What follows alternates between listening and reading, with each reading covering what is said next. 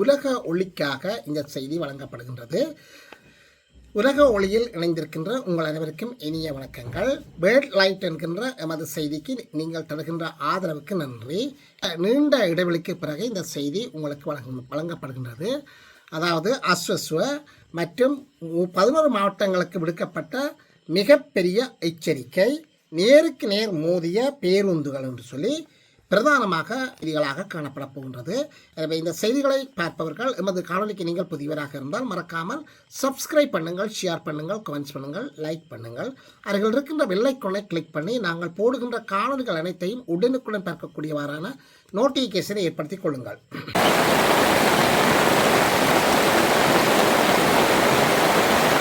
இலங்கையில் கடந்த சில நாட்களாக பெய்து வருகின்ற கடும் மழை காரணமாக, அதாவது சீரற்ற காலநிலை காரணமாக 11 மாவட்டங்களுக்கு சிவப்பு எச்சரிக்கை விடுக்கப்பட்டிருக்கின்றது. நாட்டின் சீரற்ற காலநிலை காரணமாக 11 மாவட்டங்களுக்கு மண் சரிவு அபாய எச்சரிக்கை விடுக்கப்பட்டிருக்கின்றது. இவ்வாறு விடுக்கப்பட்டவர்கள் யார் என்று பார்க்கின்ற போது கட்டட ஆராய்ச்சி நிறுவனம்தான் இந்த எச்சரிக்கை விடுக்கப்பட்டிருக்கின்றது. அதன்படி பதுளை மாவட்டம் மற்றும் காலி மாவட்டம், களுத்துறை மாவட்டம், கண்டி மாவட்டம், ரத்தினபுரி மாவட்டங்களுக்கு 2ஆம் கட்ட மண் சரிவு எச்சரிக்கை விடுக்கப்பட்டிருக்கின்றது. இதேவேளை கேகாலை மாவட்டம், குருநாகல் மாவட்டம், மாத்தளை மாவட்டம், மாத்தறை மாவட்டம், மொர்ராகலை மற்றும் நுவரெலியா மாவட்டங்களுக்கு 1ஆம் கட்ட மண் சரிவு எச்சரிக்கை விடுக்கப்பட்டிருக்கின்றது. எனவே இந்த விடுக்கப்பட்ட எச்சரிக்கையை கருத்தில் கொண்டு மக்கள் தமது எதிர்கால ஆபத்துக்களிலிருந்து விலக்கிக் கொள்ளக்கூடியவாறாக இருக்கும். இதேவேளையில் நேருக்கு நேர் மோதியதில் பாடசாலை மாணவர்களை ஏற்றிக்கொண்டு சென்ற பஸ் பாரிய சேதங்களுக்குள்ளாகி இருக்கிறது. ஆனால் மாணவர்களுக்கு ஏற்பட்ட சேத விவரங்கள் வெளியாகவில்லை.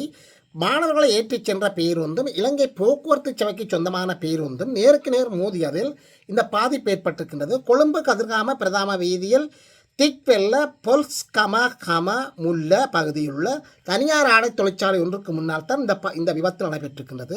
பாடசாலை மாணவர்களை ஏற்றிச் சென்ற தனியார் பேருந்தும் இலங்கை போக்குவரத்து சபைக்கு சொந்தமான பேருந்தும் ஒன்றோடு ஒன்று மோதி விபத்துக்குள்ளானதாக செய்திகள் வெளியாகி இருக்கின்றது.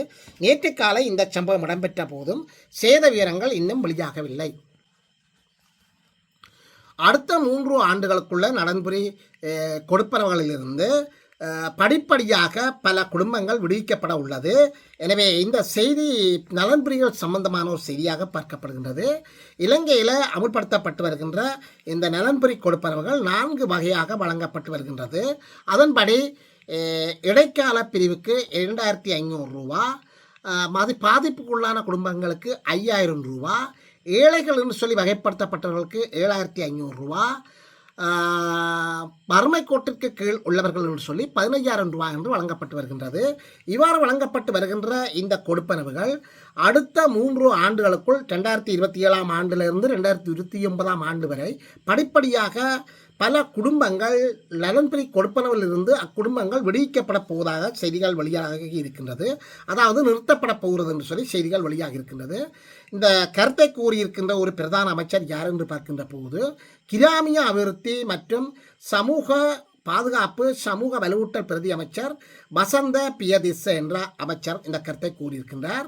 நீண்ட காலமாக அரசாங்கத்தினுடைய நலன்புரி உதவிகளில் தங்கியிருக்கின்ற மக்கள் அவ்வாறு தங்கியிருக்காமல் அவர்கள் சொந்த காலில் நின்று சொந்தமாக உழைத்து வாழ வேண்டும் என்பதுதான் அரசாங்கத்தின் நோக்கம். அந்த நோக்கத்தின்படி 1,00,000 குடும்பம் அந்த நோக்கத்தை நிறைவு செய்திருக்கின்றது. அதன்படி அந்த குடும்பங்களை இந்த நலன்புரி சேவைகள் நலன்புரி கொடுப்பனவர்களிலிருந்து விடுவிக்க திட்டமிட்டிருப்பதாக அந்த அமைச்சர் தெரிவித்திருக்கின்றார். எனவே அரசாங்கத்தினுடைய நலன்புரி உதவிகளை தவிர்த்து, அதாவது தங்கியிருப்பதை தவிர்த்து மக்களை தற்சார்பு பொருளாதார நிலைக்கு கொண்டு வருவதுதான் அரசாங்கத்தின் நோக்கம் என்று சொல்லி அவர் குறிப்பிட்டிருக்கின்றார். இது சர்வதேச நாடு ஒன்றினுடைய நாணய நிதியத்துடன் மேற்கொள்ளப்பட்ட ஒப்பந்தத்தினுடைய அடிப்படையில் ஒவ்வொரு வகைப்பாட்டின் கீழும் உள்ள ஒவ்வொரு அஸ்வஸ்வ பயனாளிகளுக்கான கொடுப்பனவுகளை நிறுத்த வேண்டிய அந்த காலக்கெடு முடிவடைந்திருப்பதாக செய்திகள் வெளியாக இருக்கின்றது. பல குடும்பங்களின் வருமான நிலை இன்னும் போதுமான அளவில்லை. அவர்கள் வறியவர்களாகத்தான் இருக்கின்றார்கள். எனவே அவர்களுடைய வாழ்க்கை தரம் உயரவில்லை. அவ்வாறானவர்களுக்கான கொடுப்பனவுகளை உடனடியாக நிறுத்த முடியாது. அது சற்று காலத்துக்கு கொடுப்பனவு அந்த கொடுப்பனவுகள் கொடுக்கப்பட்டு கொண்டிருக்கும் என்று சொல்லியும் அந்த அமைச்சர் சுட்டிக்காட்டியிருக்கின்றார். தற்போது முன்னேற்றம் கண்டுள்ள சுமார் 1,00,000 குடும்பங்கள் பின்வரும் வழிகளில் தமது வாழ்வாதாரத்தை மேம்படுத்திக் கொள்வார்கள். அவர்கள் எவ்வாறான வாழ்வாதாரத்தை மேம்படுத்திக் கொள்வார்கள் என்று சொல்லி அவர்களுக்கான 3 வகையான மேம்பாட்டு திட்டங்களை அறிமுகப்படுத்தியிருக்கிறார்கள். ஒரு திட்டம் சுயதொழில் நடவடிக்கைக்கான நிதி உதவிகளை பெற்றுக்கொண்டு அவர்கள் தங்களுடைய வாழ்வாதாரத்தை மேம்படுத்திக் கொள்ளலாம்.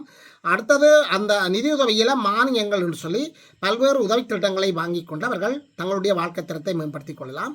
மற்றது சிறிய அளவிலான கோழி பண்ணைகள் அவ்வாறான அந்த மிருக வளர்ப்புகள் போன்றவற்றிலே அவர்கள் ஈடுபடுவதற்கான ஆதரவுகள் அரசாங்கத்தால் வழங்கப்படும். அதை பெற்றுக்கொண்டும் அவர்கள் தங்களுடைய சுய தொழில் சுயசார்பு வருமானத்தை பெற்றுக்கொள்ளக்கூடியதாக இருக்கின்றது. இரண்டாவது, வெளிநாட்டு மொழி. ஜப்பான் நாட்டில் மொழி கற்றுக்கொண்டு வெளிநாட்டு வேலைவாய்ப்புகளை பெறுவதற்கான வாய்ப்புகளை உருவாக்கி கொடுப்போம். இவை அனைத்தும் ஒரு பயிற்சி நிலையங்களில் மேற்கொள்ளப்பட்டு அந்த மக்களுக்கு முறையான பயிற்சி வகுப்புகளில் அவர்களை இணைத்துக் கொண்டு அந்த அறிவுகளை பெற்றுக்கொண்டு அவர்கள் தங்களுடைய வாழ்க்கை தரத்தை மேம்படுத்துவதற்கான இந்த 3 திட்டங்களும் அறிமுகப்படுத்தி இருக்கின்றது.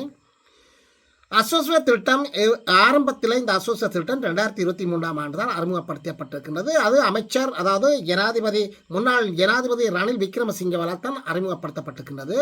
எனவே இவ்வாறு அறிமுகப்படுத்தப்பட்ட இந்த திட்டம் தற்போது ஆட்சி அமைத்துக் கொண்டிருக்கின்ற தேசிய மக்கள் சக்தி அரசாங்கம் பதவியேற்ற பிறகு 2025ஆம் ஆண்டு வரவு செலவு திட்டத்தினூடாக சில கொடுப்பனவுகள், சில வகைப்பாடுகள் அதிகரித்திருக்கின்றார்கள். திட்டம் வெற்றிகரமாக முன்னெடுக்கப்பட்டாலும் சில முக்கிய பிரச்சனைகள் தற்பொழுதும் எழுந்து கொண்டிருக்கின்றது.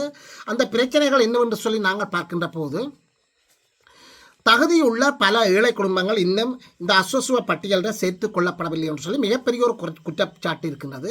மற்ற தகுதியற்ற குடும்பங்கள் என்று சொல்லி பல உள்வாங்கப்பட்டு அவர்களுக்கு தொடர்ந்து நலன்பெறி உதவிகள் வழங்கப்பட்டு கொண்டிருக்கின்றது. மற்ற 3வது பிரச்சனை என்று சொல்லி பார்க்கின்ற போது, உதவித்தொகைகளை வாழ்வாதார மேம்பாட்டுக்கு பயன்படுத்தாமல் அத்தியாவசியமற்ற நுகர்வுகளுக்காக செலவிடுகின்றார்கள் பல பயனாளிகள் என்று சொல்லி அவர்கள் மீதும் குற்றச்சாட்டுகள் இருக்கின்றது. எவ்வாறாயினும் எதிர்வரும் 2027 முதல் 2029 வரையான காலப்பகுதிக்குள் அதிகளவான குடும்பங்களை சொந்தக்காலில் நிற்கச் செய்வதன் மூலம் நலன்பெறி திட்டத்தை நிறுத்திக் கொள்வதற்கான வாய்ப்புகள் அரசாங்கத்திடம் இருப்பதாகவும், அதுதான் அரசாங்கத்தினுடைய இலக்கு என்று சொல்லியும், அதாவது இந்த நலன்பெறி திட்டத்தை வழங்குவதன் நோக்கம் அவர்கள் சொந்தக்காலில் நின்று எவருக்கும் அடிபணியாமல் எவருடைய கொடுப்பனர்களை பெற்றுக்கொள்ளாமல் தாங்களே உழைத்து வாழக்கூடிய ஒரு சமூகத்தை உருவாக்குவதுதான் இந்த அரசாங்கத்தினுடைய நோக்கம் என்று சொல்லி இந்த அமைச்சர் இந்த கருத்தை கூறியிருக்கின்றார். இதுபோன்ற செய்திகளை பார்ப்பதற்கு தொடர்ந்தும் வேர்ல்ட் லைட்டுடன், அதாவது உலக ஒளியுடன் இணைந்திருங்கள். மீண்டும் இன்னொரு காணொலியில் வந்து சந்திக்கும் வரை உங்களிடமிருந்து விடைபெற்றுக் கொள்கின்றேன். நன்றி, வணக்கம்.